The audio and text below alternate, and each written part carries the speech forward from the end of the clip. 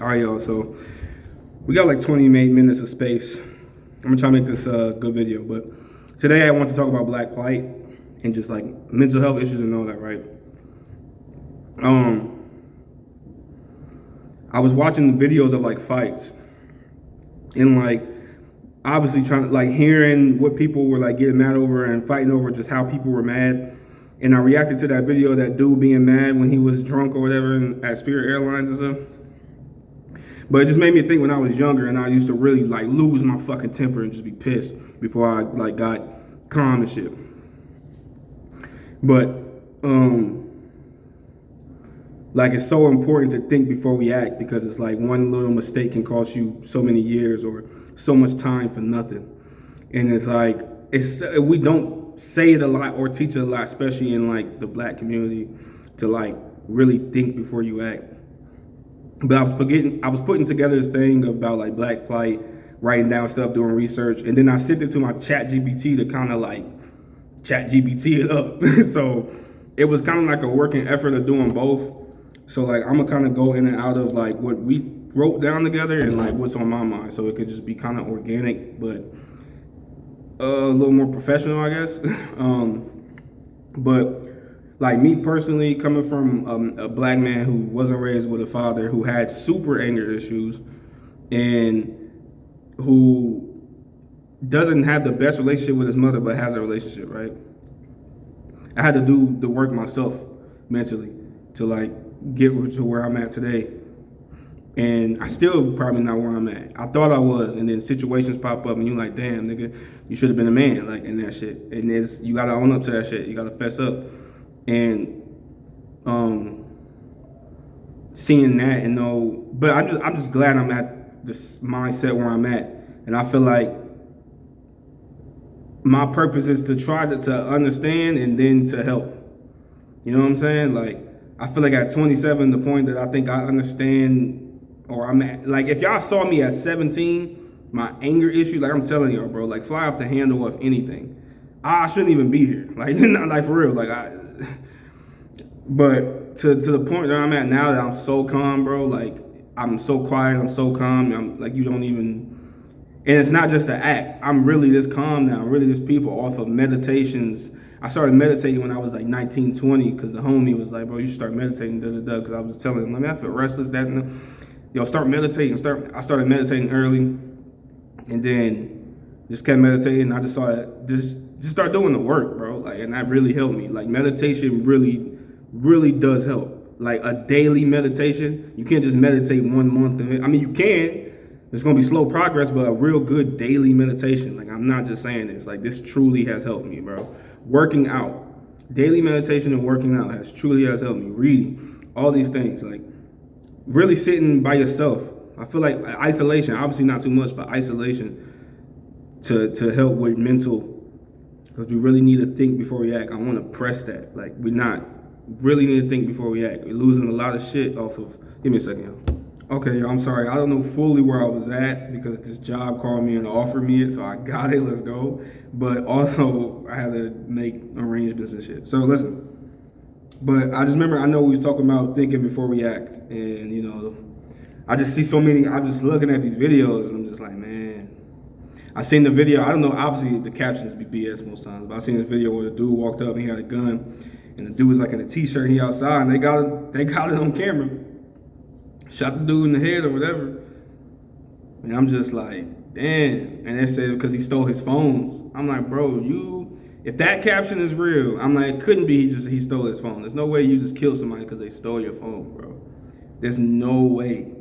I'm like, bro, you just lost your whole life over a phone? Come on, bro. Come on. But listen, listen, man, it's crazy. But some of the things that when I put on ChatGPT, but this is supposed to be basically, yeah, pretty much talking about the black plight, which is I call it. So pretty much what I have put in there for like the opening hook, and then this is what we in ChatGPT kind of came up with but when we talk about the black plight, we talk about a story that's been unfolding for hundreds of years, and it's still being written today. It's the pain, the struggle, but also the strength in the fight. I feel like, yeah, man. It's not where we at, it's where we going. So that's really the biggest thing. People too focused. Fuck the oppressor. Fuck who oppressing us. Let's, yeah, that's a victim mentality right there. That's letting you. That's telling somebody they got your power. They can keep you down. Fuck, you can't keep shit down. Not over here. Nah, I don't got no oppressors. I ain't got no oppressors. I'm just working. I'm gonna get where I need to be. I fucked up on my way here. Some other shit, obviously some outside things you can't, that everybody go through that you can't handle. But I ain't got no oppressors, baby. I'm what? The root, right? It starts with slavery.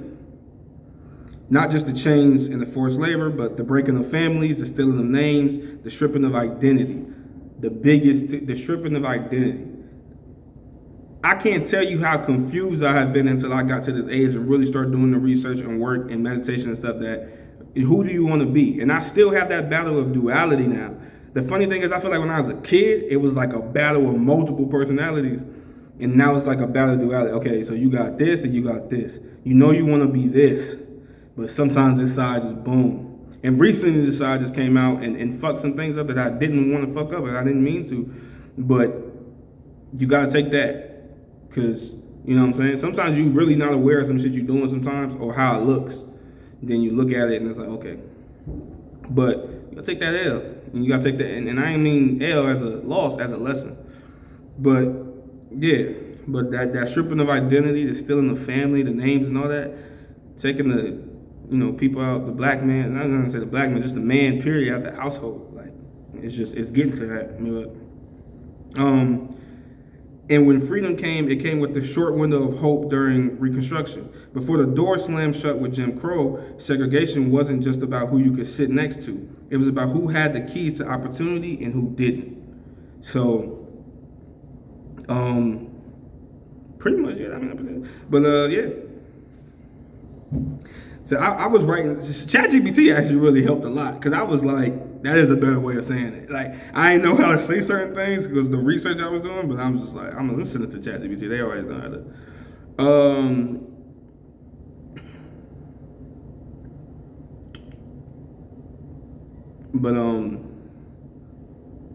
Okay, so we don't get into this. Fighting back. Then came the Civil Rights Movement, not just the speeches of Dr. King or the fire of Malcolm X, but the nameless everyday people who marched, boycotted, and put their lives on the line. We saw victories, civil rights acts, voting rights acts, but a law can't erase a mindset overnight. Now that's another thing that ties back into my thinking first. Another thing when I say I'm adding to this, I mean we're gonna get into this, but it just made me think financial literacy. Like when it says changing the mindset. And this is what I'm thinking of for like the community. Like we need financial literacy, big time. I don't know how to, I can have a lot of money coming in, but I'm gonna spend it all, so it don't mean nothing. It's gonna be on a bunch of bullshit too. So it's like even if you having the money coming in, if you spending it on bullshit, what does it matter? We're just giving it right back to the motherfuckers' hands. So it's like financial literacy, thinking before you act, all that stuff, emotional intelligence. You know what I'm saying? Like we need that. This is just things. And I don't want to just say like key words. I really want to dig more into this as like I do more research and just figure more of myself out. Because this is not just research I'm doing. This is how the research I wrote down is what I felt. Like I'm like, okay, I understand what they're saying right there. It's just like when I was reading this book. I told you it was a book in there when he said that he was in jail. And he had a magazine, and he was reading something, and then he broke down the difference between revolutionary suicide, and reactionary suicide. And I forgot like the actual breakdown. I want to see if he had it in the back. Yeah. Let me see. To understand revolutionary suicide, it is first necessary to have an idea of reactionary suicide. For the two are very different. Reactionary suicide, the reaction of a man who takes his own life in response to social conditions that overwhelm him and condemn him to helplessness. And I'm just like, damn, like just reading really books like this, bro. This just like it opened up my eyes to a lot of shit for real. Like just because seeing that in the 60s and 50s or whatever that they was feeling like you or thinking like you or just, and I said that in that song. I'm like Malcolm and Martin was feeling like you, and they still got up and got the movement to move. Malcolm was fucking thugging in the streets before he became X. You know what I'm saying? Malcolm was slapping niggas, and you know what I'm saying? Like, Martin probably doing his thing too. The only one that seemed like clean from the jump was Fred Hampton. He was 2021 jumping in the game though, jumping in the for the people. So it's like, but all right, give me a second. Yeah. But yeah, so yeah, we talk about fighting back. A law can erase the mindset overnight. Talk about revolutionary suicide. I know that. The next thing is the system in disguise. The system just learned to wear a suit. I like that because it kind of reminds me of the music business, right? Music was fine into what the suits got into, the suit and ties. You know what I'm saying? To the business got involved. It changed. You know what I'm saying? So the system just learned to wear a suit. Redlining kept our neighborhoods poor. Job discrimination kept our pockets light. Healthcare gaps kept our life expectancy short, and mass incarceration. That became the new chain around the ankle. And I'm saying this as a thing because obviously they couldn't keep us physically held for long, so they had to find a new way, and that was the setup the whole time. Yeah, we building a whole new, and it's a weird thing, but. And like I said, this video is not to focus on what y'all call oppressors. And I say y'all because I don't have no oppressors. Me, I'm not in that mentality. So this is really to get the, like I said, but the law can erase a mindset overnight. This is what I named this video. A law can erase a mindset overnight. And this is really about the black mindset, the black plight, the black mindset, and how, like I said, think before you act, emotional intelligence, all this good. We need to start. We need to work out. We need to meditate. I'm telling you, big old man. We need to start reading. We need to start doing this research. We got all this shit in our hand. Get the phones out your kids' hands. Come on, bro. I keep seeing this shit. This shit is fucking us up. Get the phones out your kids' hands. Listen, let's talk about the power of, I guess, black culture in this whole. And through it all, we turned struggle into style. From jazz to hip hop, from Harlem to Hollywood, our fingerprints are on the world. We turned pain into poetry, oppression into art, and survival into something beautiful. Granted, through all the negative shit that we have encountered, all the negative shit that black people keep putting out about themselves and the stereotypes that we keep portraying out through the love and hip hops and all that shit, we still have made great music and we still have made the culture and impacted on the biggest level possible. So like, literally from every genre, we have a great in. You can go look up a great in jazz. You can go look up a great in hip hop. You can go look up a great. You can look them anywhere. From Harlem to Hollywood, motherfuckers have impacted things. Everything pretty much. The power is endless, but yet we have no control. What is power without control? What is power without freedom? We just what? We don't have power. You have impact. Impact should turn into power. Power should turn into control. Control should turn into freedom.